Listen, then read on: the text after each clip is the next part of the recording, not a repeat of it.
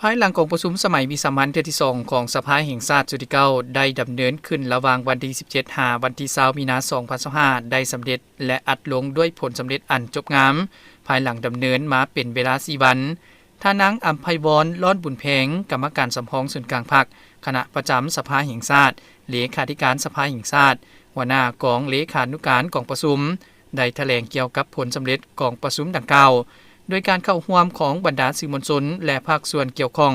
ได้แถลงข่าวเกี่ยวกับผลสำเร็จของประชุมในครั้งนี้ว่ากองประชุมสมัยวิสามัญเทื่อที่2ของสภาแห่งชาติสุดที่9ได้พิจารณารับร้องเอาปัญหาสำคัญพื้นฐานของประเทศชาติโดยได้ออกมติสภาแห่งชาติจำนวน5ฉบับ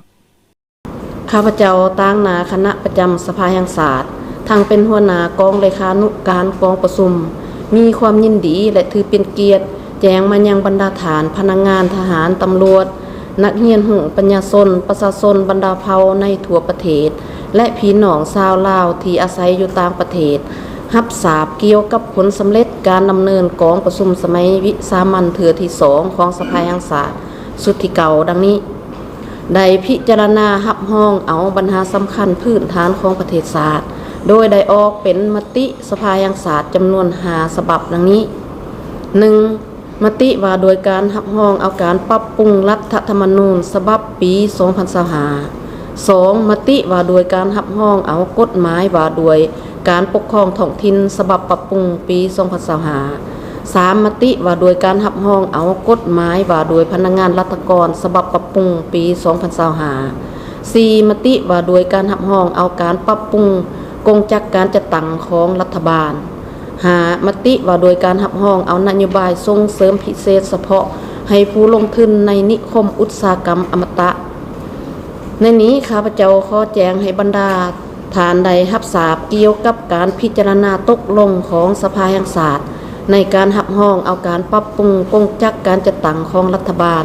และรับรองเอานโยบายส่งเสริมพิเศษเฉพาะให้ผู้ลงทุนในนิคมอุตสาหกรรมอมตะดังนี้ 1. การปรับปรุงกงจักการจัดตั้งของรัฐบาลมีคือ 1. โฮมกระทรวงแผนการและการลงทุนเข้ากับกระทรวงการเงินและเอิ้นชื่อว่ากระทรวงการเงิน 2. โฮมกระทรวงพลังงานและบ่อแห่เข้ากับกระทรวงอุตสาหกรรมการค้าและเอิ้นชื่อว่ากระทรวงอุตสาหกรรมและการค้า 3. โฮมกระทรวงทรัพยากรธรรมชาสตร์และสิ่งแวดล้อมเข้ากับกระทรวงกสิกรรมและป่าไม้และเอิ้นชื่อว่ากระทรวงกสิกรรมและสิ่งแวดล้อม 4. โฮมกระทรวงภายในขึ้นกับคณะจัดตั้งส่วนกลางพรรคเอาเวียกงานคุ้มครองรัฐกรเวียกงานแข่งขันย่องย่อ